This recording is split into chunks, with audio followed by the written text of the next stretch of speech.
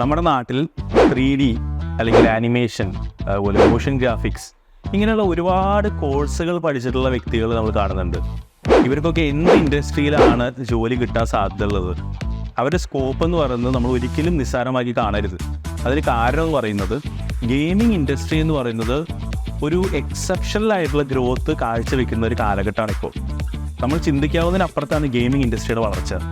ഈ ഗെയിമിംഗ് ഇൻഡസ്ട്രിയിലെല്ലാം തന്നെ ഈ 3D വിഷ്വലൈസേഷനും മോഷൻ ഗ്രാഫിക്സും VFXൻ്റെ കാര്യങ്ങളും എല്ലാ ആളുകളെയും ഈ ഇൻഡസ്ട്രിക്ക് ഒരുപാട് ആവശ്യമുണ്ട്. നമ്മൾ ചിന്തിക്കും VFX എന്നൊക്കെ പറയുമ്പോൾ മീഡിയ ഇൻഡസ്ട്രി അല്ലെങ്കിൽ ഫിലിമുമായി ബന്ധപ്പെട്ട് മാത്രമാണ് ഇവരുടെ സ്കോപ്പ് എന്ന്.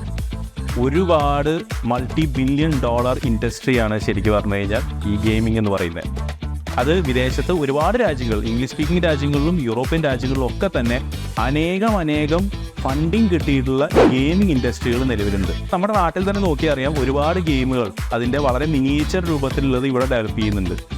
എന്നാൽ അങ്ങനെയല്ലാത്ത ഒന്നാന്തരം ഗെയിമിങ് എന്നുള്ള സോഫ്റ്റ്വെയർസും ഗെയിമിംഗ് രീതികളും തന്നെ പുറം രാജ്യങ്ങൾ ഡെവലപ്പ് ചെയ്യുന്നുണ്ട്. ഇവർക്കൊക്കെ തന്നെ ഈ പറഞ്ഞ 3D ആനിമേഷനുള്ള ആളുകൾ, പഠിച്ചിട്ടുള്ള ആളുകളെയും വിഷ്വൽ അല്ലെങ്കിൽ മോഷൻ ഗ്രാഫിക്സ് പഠിച്ചിട്ടുള്ള VFXൻ്റെ ആൾക്കാർ ഇവരെല്ലാം ആവശ്യമാണ്.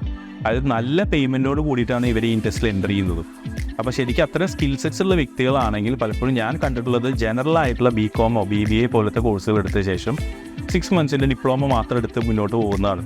പക്ഷേ ഇനിയുള്ള കാലഘട്ടങ്ങളിൽ അതൊരിക്കലും ചിന്തിക്കരുത്. കാരണം നമുക്ക് വിദേശത്ത് പോയി ഒരു മാസ്റ്റേഴ്സ് ചെയ്യണമെങ്കിൽ നമ്മുടെ കരിയറിൽ അതുമായി ബന്ധപ്പെട്ട ഒരു കോഴ്സ് നമ്മൾ പഠിച്ചിരിക്കേണ്ടത് വളരെ അത്യാവശ്യമാണ്.